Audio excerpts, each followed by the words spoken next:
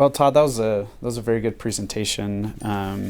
I love the magic eye example of like looking like deeper into kind of what's just at the surface.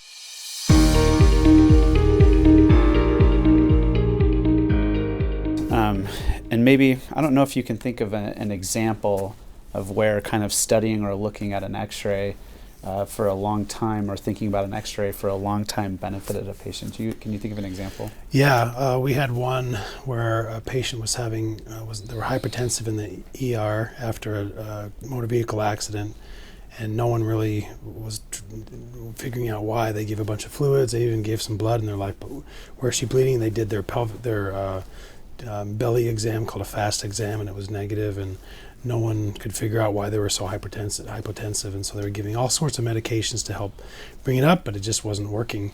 And so they finally called us and said, hey, we don't think there's anything in orthopedics, but we can't find any thoughts on your end.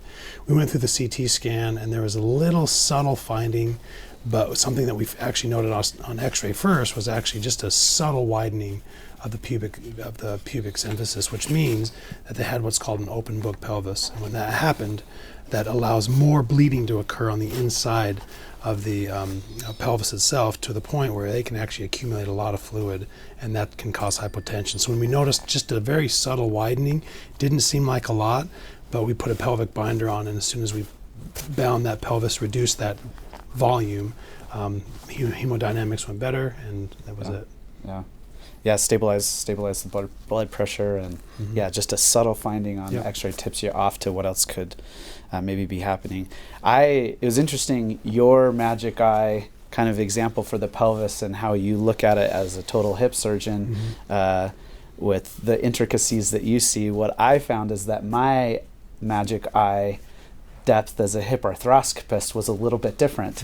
And so there were things that pertain to like my specialty in my field that I tended to notice first, and not maybe as much of the ones as pertain to your field.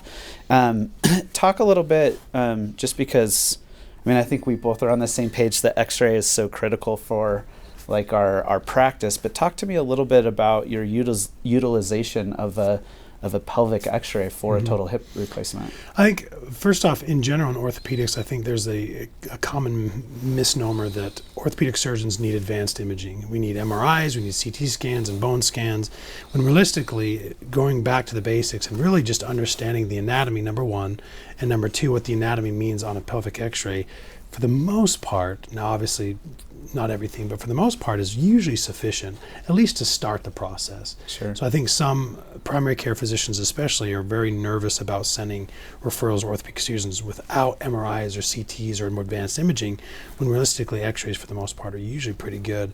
So for me, I think the x-ray is the number one. And I think it's actually funny, and I know this has happened with you, where you get a referral, you look at an MRI and you go, great, let me look at their x-ray. Yep. And so it's funny how we do rely on the x-rays almost more so than the advanced imaging, because of maybe it's the basics that we were taught, and the foundation principles that you and I that have are similar, but I think the principles of the bones and kind of how they look on a two-dimensional x-ray is just as important, I would argue potentially more important than advanced imaging. Yeah, absolutely. For almost all of our surgical cases, when we follow up, we track it with x-rays. We don't tend to track things with MRI. I think your world and the hip replacement world is the same. I think we track position of like the cup or the stem. I track our bony resection on a hip scope with x-ray more than MRI. But yeah, I totally agree. And even when our office staff pulls up imaging, they know that I always want to look at the x-ray first, as opposed to the MRI. And maybe talk for a second about some of the subtleties that you've learned, maybe looking beyond some of the subtleties that you've learned from looking at pelvis and hip x-rays over the years. I think the biggest one is the advancement in the hip world of total hip arthroplasty. We're now doing anteriors as a major one. It was back in maybe even 10 years ago, 10 years ago, that less than 20% of surgeons were doing anterior hip replacements, where now it's the opposite. It's 60 to 70% of surgeons are now doing their anteriors as a primary measure. And the benefit and the reason why is because when we're putting in that cup in an anterior hip replacement, we can actually do it live under x-ray and make sure that we have immediate feedback of while we're putting it, that we're putting it in correctly. And so as I've learned to do anteriors over my career, the main thing is learning how the x-ray has to be in order to have it be useful. Because great, you can get live x-rays, but if the pelvis is like this and you're getting a live x-ray, it does nothing. It's making sure that it's symmetric, making sure the rotation is equal, so that when I am getting that information, I'm using that information wisely to put the cup where I think I'm being put. But I think the other thing that's really important is getting those x-rays beforehand and understanding what the pelvis is doing relative to the spine. And that's a relatively new thing, where we're looking at the spinal-pelvic relationship as it relates to the stability of the hip. Because as we bend and move, a lot of our mobility comes from the hip, yes, but actually comes from the spine. And the more and more we're seeing spine disease, or a lot of patients are getting effusions of the spine, then they're not getting any motion through the spine. It's all coming from the hip, which puts a whole lot more stress on the hip, which means that hip has to be placed in a better position. So now, as a result of understanding that relationship, understanding x-rays, we have the ability to put the cup in a better position that's going to be more stable, because we understand the positioning of the x-rays. So I think for me, it's when I'm using those live x-rays, it's looking at the symmetry between the pubic symphysis and the coccyx.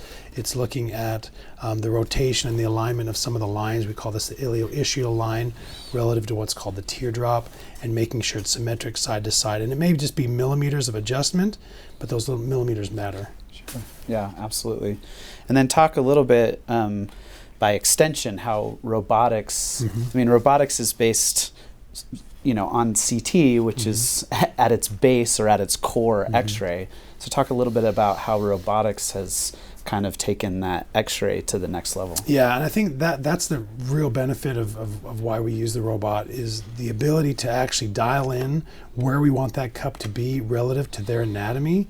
But even more so, the robot has the capability of, if we know they have a stiff spine, we get some x-rays, again, x-rays, not CT, we get x-rays of standing and sitting lateral of the lumbar spine, and we calculate the different measurements that tell us if it's a stiff spine.